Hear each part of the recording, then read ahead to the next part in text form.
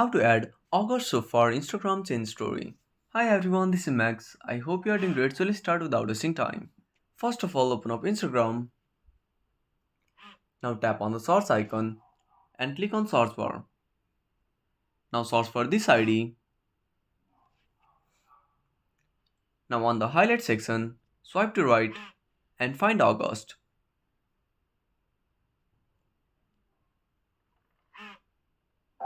Switching up a row. Now keep tapping.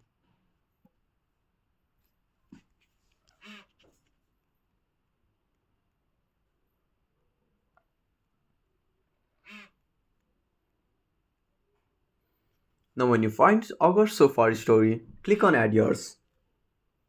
Now select your photo.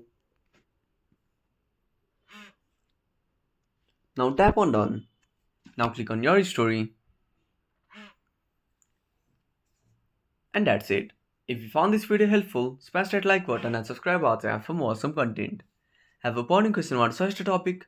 Drop down a comment below. This is Max signing off until next time.